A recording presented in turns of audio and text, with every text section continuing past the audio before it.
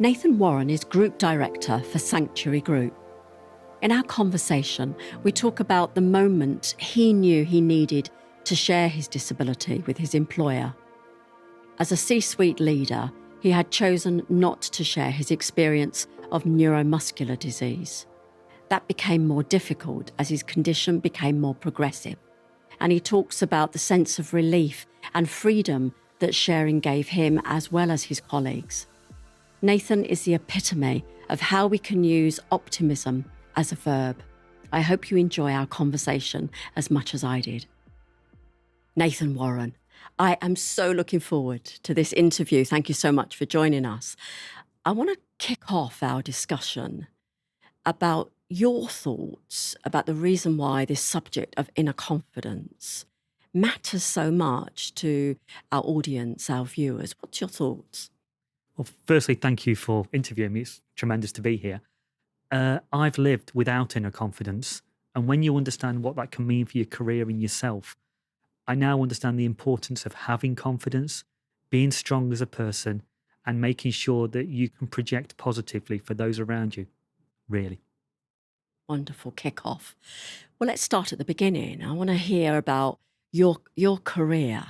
Now, take us back to that 16-year-old. I mean, you're now the group director of Sanctuary Group. We're going to hear a little bit about the business and how you've climbed up the greasy pole. But let's start with that 16-year-old, that apprenticeship in Rolls-Royce. So at 16, which now seems a very young age, I had two decisions. Do I want to go to college? Do I want to go and work full-time? And economic matters in my home meant that I had to go to work, which was the best thing that could have happened. I joined Rolls-Royce, worked on nuclear submarines, a fantastic company, and I met fantastic people there who picked me up as a 16-year-old and guided me. Strong male role models, which for me were important at that time because I was from a broken home and I'd not had that in my life.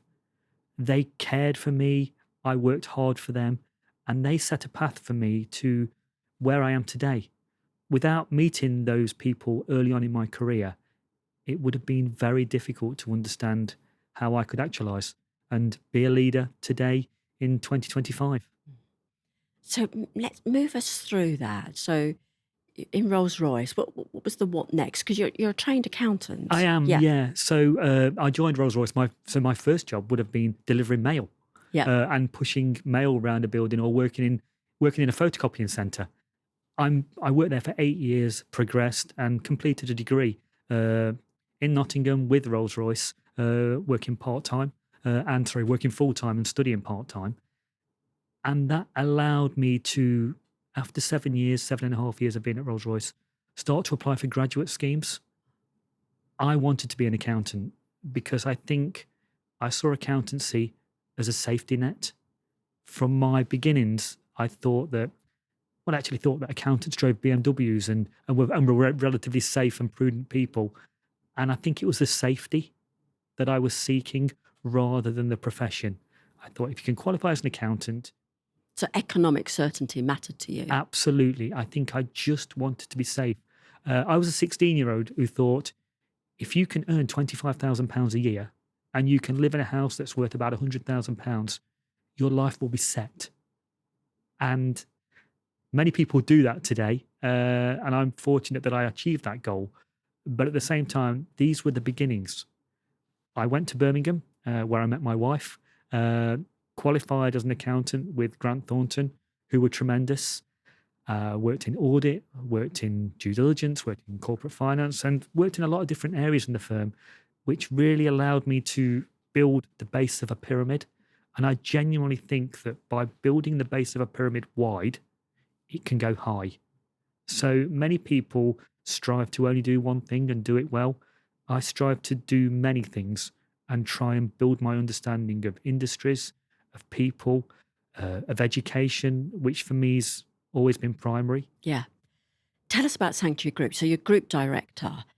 Tell us a little bit about the scale of the business. I mean, you're a third sector housing and care provider for individuals who may find it more difficult to secure housing. Yeah.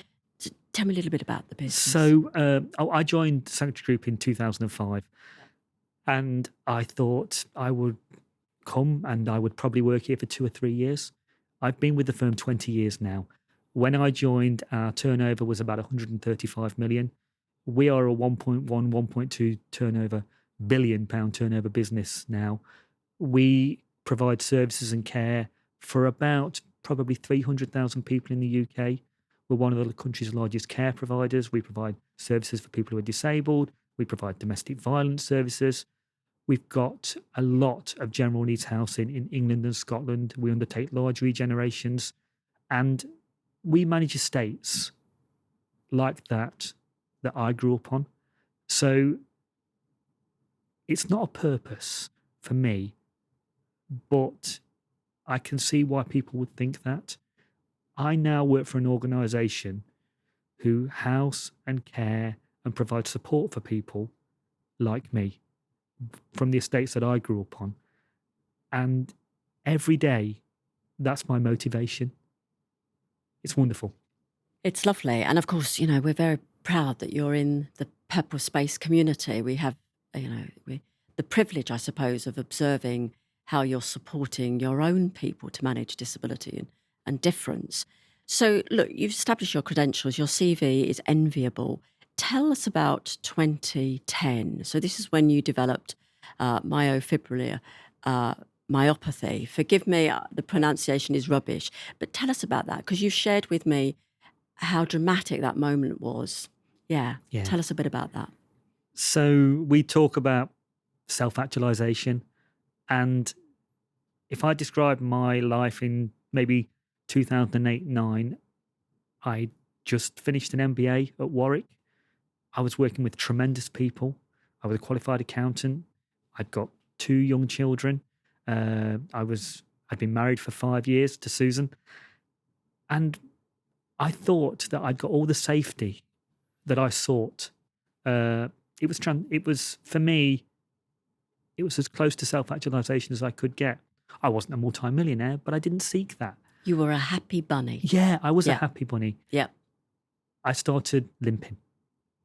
And my parents separated when I was young, so I had no understanding of my father's genetic line. Myofibrillar myopathy is genetic, and it attaches itself at different stages in different families. It is not definitely going to happen. It might happen. So I started limping, as I say. Through pain? No pain. But I went to see a specialist. I was referred. I had a DNA test because it's a DNA-based disorder.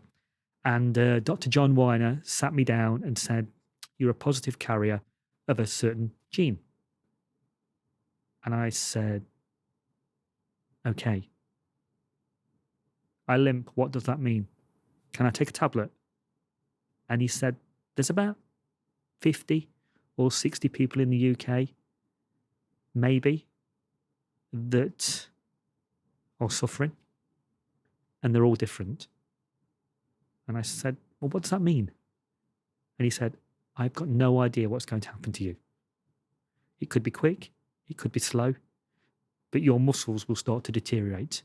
How did you react to that, Nathan? Because you described your necessity, your sort of default personality is someone who likes certainty and likes economic security. So how did you feel when you were told that? I didn't believe that you could go from self-actualization, Maslow level 5, to level 1 in a moment. It shattered my world. Outwardly, in my professional life, I tried to remain confident and tried, because we're a large organization and we're doing great things, and we continue to do great things through that. Inwardly, I'm broken, absolutely broken, but I can't talk about it. I just can't. I can talk to my wife, but apart from limping a little bit, nothing's happening. And then slowly, after 2010, things started to change and my life started to change, and that was very difficult. So you talk about this kind of 8-year period where your health declined and you were managing uncertainty. Did you still not share that with colleagues and ask for help? How were you managing it at work? I, in my mind, the way I tell myself this, um, I got a D for disability. I didn't get an A. I didn't get a B. I certainly didn't get a C. At best, I got a D. And what I mean is, I was embarrassed about what was happening to me because I was a roughy, toughy professional. I was ambitious, wrongly, for myself. Uh, and I thought that this was going to end everything for me. I thought that by 2015, my working career would be over. I would no longer be able to provide the support to others that I thrive off. And what actually happened is that slowly I lost strength in my legs. Slowly, the circulation in my feet got worse. And I had to modify my life, but I didn't do it positively. I did it negatively. So I stopped using trains because I couldn't get on a train.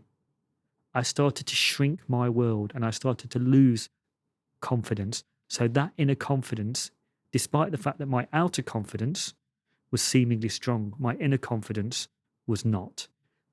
I tried to manage everything so acutely in terms of where I would be, where I would get there. It became suffocating. So I would be thinking about a trip to London, like we are today, that's been relatively painless for me. Today, in 2012, I would have gone into hyperdrive, thinking about how I can do that. I didn't need a blue badge because I'm not disabled. So therefore, you don't get the support. I didn't talk to my colleagues about it. We had no disability network. I had no lived experience of friends who had gone through this. Nathan, you're not alone. It's a very common experience, I think, particularly with people with progressive diseases that don't have an end point as such. You know, that uncertainty is very real. You're now a very different creature, dare I say it. You are confident and you live comfortably in your skin.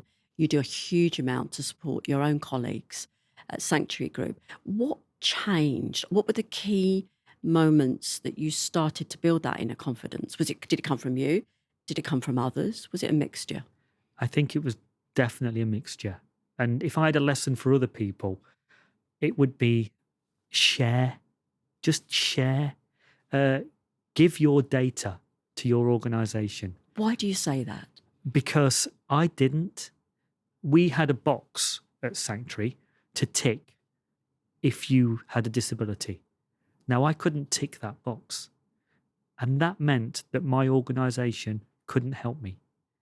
And my naivety at this, and I'm a group director, so I'm on the main executive committee at this point.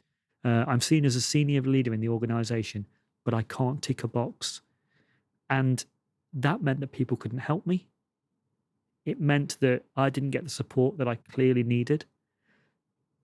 It was awful. I was in the absolute worst place.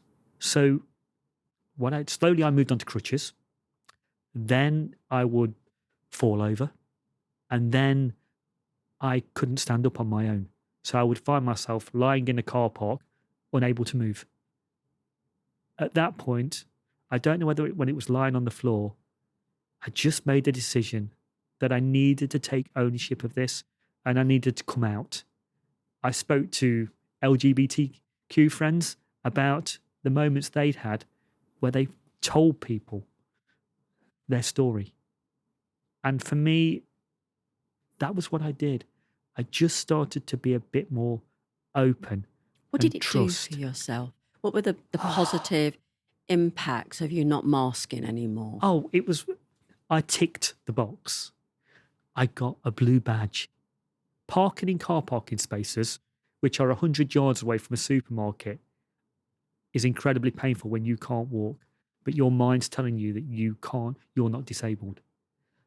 It all changed. Immediately, all the support of my organisation, which is fantastic, was wrapped around me. Suddenly, people were talking to me about the disability that they all knew about, but I was uncomfortable to talk about. it is a wonderful, wonderful feeling when that weight lifts off your shoulders. And the organisations that many of the people who use Purple Space and many of the Sanctuary employees have around them is able to do what it does, provides the support that now I'm a planes, trains and automobiles, not planes, less planes. But nothing restricts me. I have a great wheelchair. I've got colleagues, friends, family, and I can be the person that I was in 2008 again. No, it's made me better. I'm going to pack for our listeners the things that you have learnt along the way. How would you describe those lessons if you were to look back at the young Nathan, the Nathan before disability? What would you have whispered now in his ear to help him fast track some of these experiences to be a little bit more out and loud sooner? Yes, that's a good question. For me, I think ambition for myself allowed me to move so far quickly in my career, and hard work and mentorship were key to that. But I think when I became disabled, I started to become ambitious, not just for myself, but for those around me. And I think I'm a far better leader now than I ever could have been had I not had that experience. I think having ambition for others and for the organisation and being selfless and not selfish is a tremendous lesson. I would hope that I could tell young Nathan, it's not a race, it's a marathon. Don't sprint it. Take your time, be kind, continue to say please and thank you, and all the skills that will take you through, you probably have. Yeah. And of others, what have you learnt of others? And you talk often about how other people are willing to help. And it's interesting, that's a common theme through our interviews. As you know, we're interviewing the most extraordinary chief exec, Yeah. C-suite leaders. And it's a common theme. But what have you learnt about the reactions of others? Yeah. Well, to be honest, when I opened up, the relief on my immediate colleagues' faces when we could actually talk about this. So they were relieved. I think they were relieved because Yeah. these are people that I'd worked with for well over 10 years. They knew me inside out and they were sharing my trauma, but we weren't talking about it. As is an organisation where a lot of people stay for a long time. And I think that they were happy that they could help me.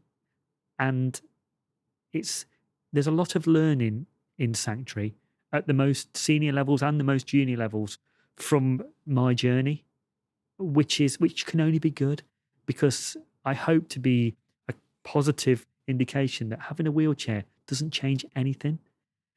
And I think my colleagues around me would vouch for the fact that they've learned too. It's almost as if you create a permissive environment. So there can be a degree of awkwardness. Yeah. Yeah. Every day, at least twice, somebody will say, I shouldn't ask, but what's wrong with you? So that's a question that would have broken my heart 10 years ago. And I would have mumbled something about a football injury and toddled off. Now I'm absolutely brutal and honest at every opportunity to share the reality and the positivity that comes from being a disabled person. We didn't have the network that we have now, and I certainly didn't have the network that I have now. I wish that I could send that network back to young Nathan and say, you're not on your own. Wonderful stuff. Nathan, you shared with me a story which I love about your young son nudging you about perhaps using a wheelchair. Share that story for us. And again, what did you learn from that? So maybe 2015, 2016, my walking had got quite bad. And I was using crutches, nice crutches, very bright. Of course. And we went on holiday, as many families do. We were in Disney in Florida, and those parks are not small, and it takes a long time to get around them. And I'd never been in a wheelchair before because I was nervous. And he said to me at the gates on one of the first days, "Dad, why don't you use a wheelchair today?" And I looked, and he said, "I know you don't need a wheelchair." He said, "But it will just make it easier for us because we can hang bags on it and things like that. And it might make the day go quicker." And I was humbled by his compassion, a young man. And it was a moment when I thought, wake up call. Come on, Nathan. This is better for everybody if you just accept you're a disabled person and get on with your life. Fascinating. He'll go far, your son. I hope so. But, it's an interesting story, where we talk and you will talk, Nathan, with a lot of line managers who are waiting for that moment to be able to offer a workplace adjustment or accommodation, but sometimes sit back because they don't want to embarrass or introduce conversations that are hard. Not being able to tick the box or not ticking the box. I know in organisations that there are many, many disabled people who do not talk about their disability, whether it's hidden or whether it's visible.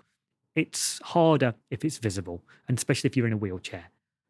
But there are many, many organisations out there, and many of the people that work with Purple Space will know this too. People don't tick boxes. My advice to people would be, if you tick the box, your organisation will wrap around you. You will be able to perform far better, but you've got to trust the organisation, and the leaders have got to create a culture where people trust. The only reason people will not give data is because they don't trust you. Wonderful stuff. So, Nathan, my next question, we at Purple Space are creating resources, information, collateral to help individuals to build their inner confidence and their resilience. And these films, these podcasts is part of that. And when I founded Purple Space, I did so on the prediction that these resources are as important as the resources to support great disability ERG leaders. You've looked at some of our materials, our confident guides, and we talk about the fundamentals and the hurdles. Which of those, you mentioned storytelling, but was that the one that had the most resonance for you, and why? Well, there's two. There's storytelling and networking as well. Yeah. For me, I think that having the ability to tell your story in a safe space with people that want to listen and want to learn is fantastic. I can understand that some organisations, even today, are not in that place, and so people won't do that. And I would encourage them to find a values-led organisation that's right for you. Come and work for Sanctuary. Come and work for the other people who work with Purple Space, because this is an environment where you can thrive. Those organisations are full of people who recognise the value of diversity, and that we all make better decisions by asking all different types of people. But then I would second that by talking about the evolution of our disability network. Now, some organisations, I imagine, have huge networks. We've got just over 200 people involved in our network across the UK. And it's a place where I like to think everybody knows your name. It's cheers. You go in and it's a friendship group. It's a collection of knowledge where I would love Nathan in 2008 to go in there, or 2010, and say, something's going to happen to me and I don't know what's going to happen. And somebody would say, you need a blue badge. This is how you get a blue badge. You need a wheelchair. This is how you get an NHS voucher. This is how you get support from the government to buy a wheelchair. These are the things that might happen to you. These are the things that happen to me. And just by that sharing ideas, and I know Purple Space support this, it's so helpful. I just wish that I didn't have to learn on my own. And I now know, because of our network, we don't have to go through that. Nobody has to go through that at Sanctuary. Such powerful words, Nathan. I want to lie down in a dark room to absorb them. Seriously, really powerful words. And I think particularly your advice to, I mean, my words, not yours, not to be overly grateful. If you have talent, you can use that talent in a whole range of ways, and with many organisations that are doing well in this space, like Sanctuary. Look, we have a tradition in these podcasts to ask the previous interviewee to pose a question for the next interviewer. So I have a question for you from Mike of EY. Okay. And he has lived experience of dyslexia. He's a partner at EY.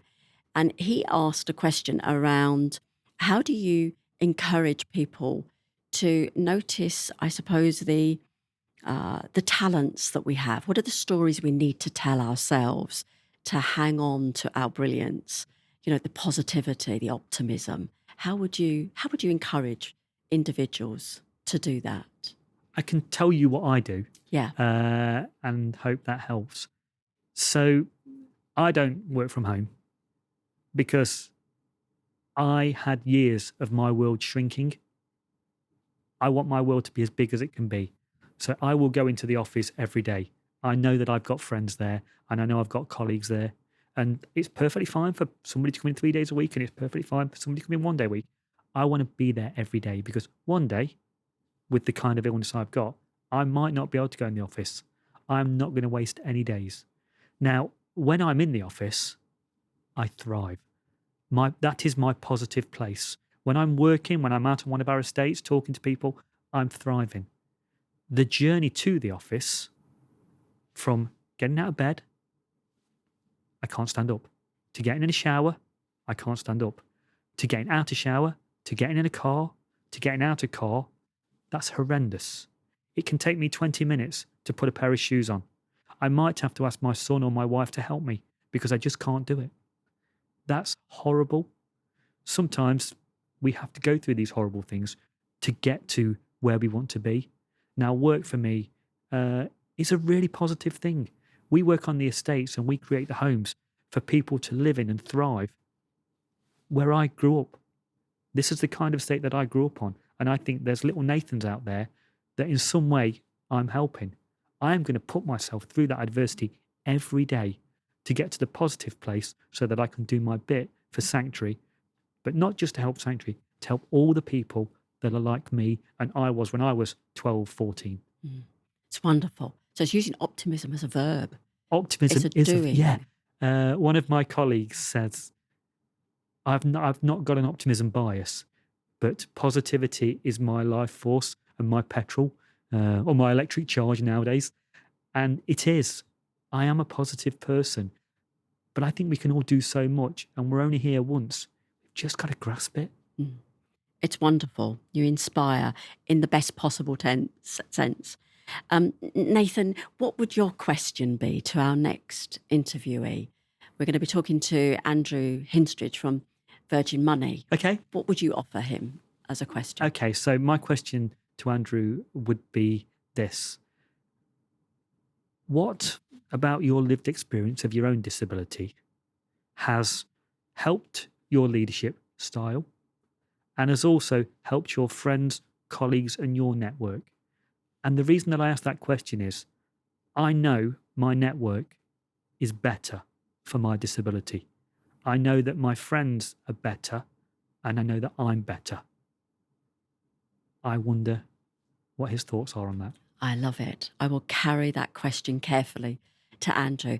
Nathan Warren, it has been a real treat to talk to you today. We could be here till midnight, but apparently we can't. So thank you for your time. Thank you for your insights, and thank you for your positivity to build a better working world for people with disabilities. Well, thank you for Purple Space.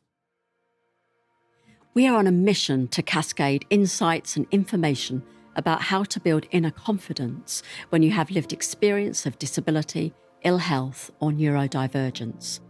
So if you want to learn how to have a better and a more confident conversation with your employer or line manager, visit www.purplespace.org.